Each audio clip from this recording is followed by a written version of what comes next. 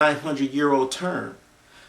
It means black. It means black man, as a matter of fact. It means black man. So if Nawa means black man and it's over 900 to 1,000 years old, that blows away your analogy of it only being 500 years old. I invite anyone to pull that up and see how old the word Nawa, G-N-A-W-A, is. Okay, now that we got that out the way.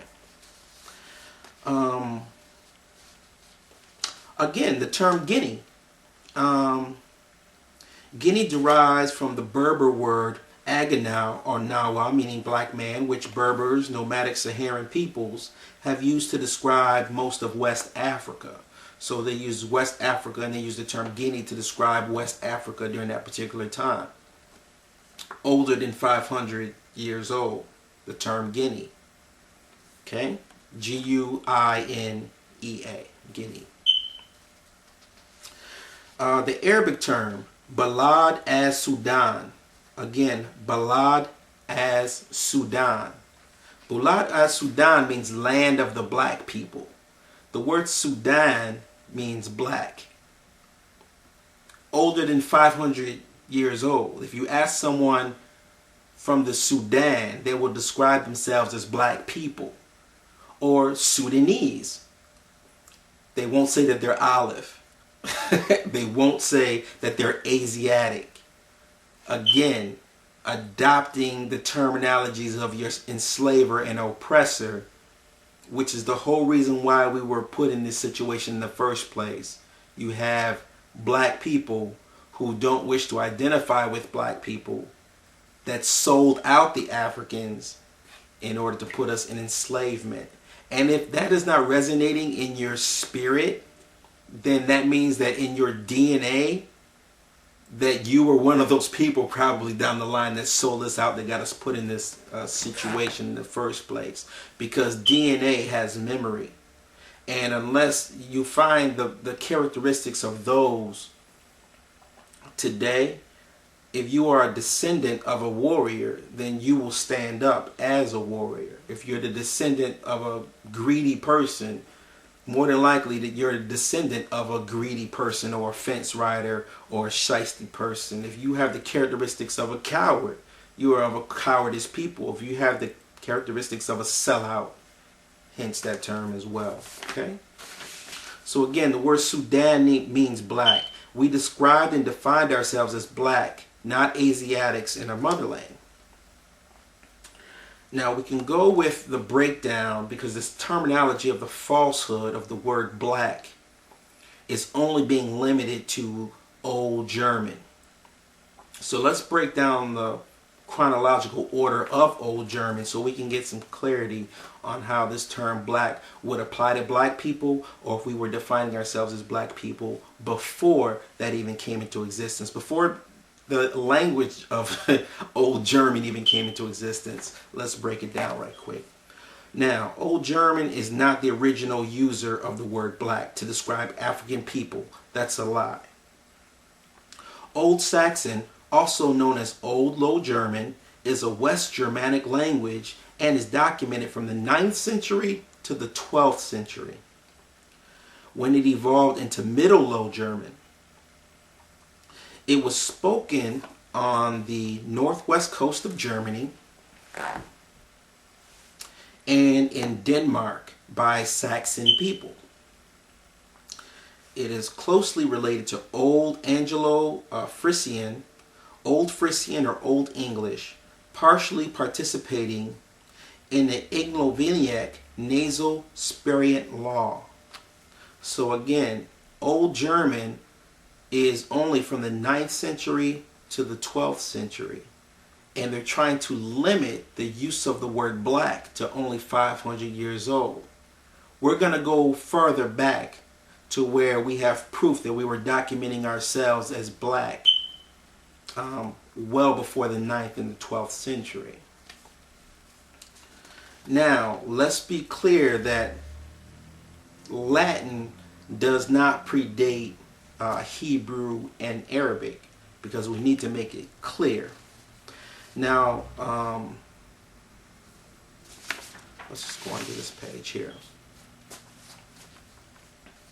We have the Moorish work of Rud el Kartos. I'll make sure I post that up for you. And Yusuf ibn Tashfin. He describes, this is a description, described as black-skinned African in 1086 AD. Now again, he's described by eyewitnesses as a black-skinned African in 1086 AD.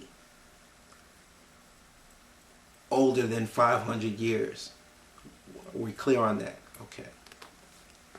Now, the Kaaba in Mecca was designed by a shipwrecked Ethiopian carpenter. In his native style during the lifetime of Prophet Muhammad. So the Kaaba in Mecca was designed by an Ethiopian. That's very important because the sanctuary of Kaaba was rebuilt and dedicated to Islam, the reconstruction being carried out before Muhammad's death in 632 by a shipwrecked Abyssinian carpenter. Now, again, in the Quran, we'll go into that later on. Okay.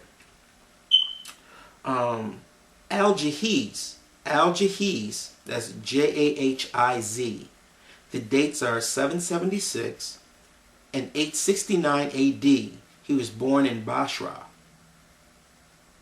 He states that the blacks continue coming from Ethiopia. They were masters of the country of Arabia up in Mecca, and on the country their law reigned. We put to rout Dunawas, killed by the Akil Hamarites. You never dominated our country. He described himself as the blacks continue coming from Ethiopia. This was in the year of 776 to 869 AD, over 500 years.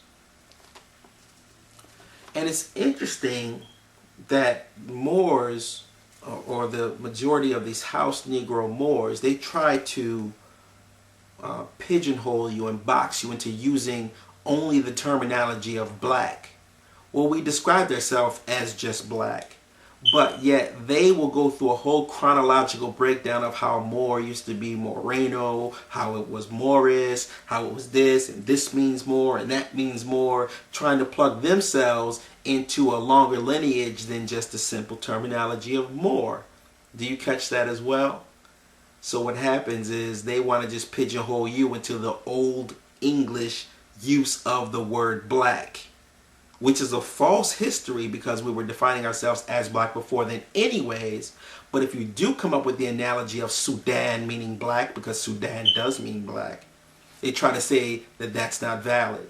If you go through the history of Kemet and the use of the word Kim, etc., etc. So that's a very interesting point.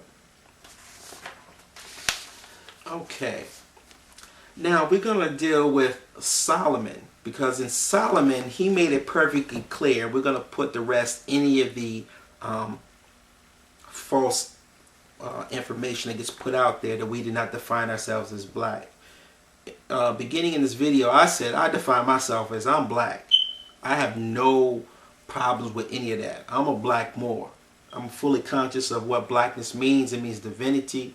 I'm African. I embrace my African heritage. I understand that Africa is a black term, not a white term. So I'm black.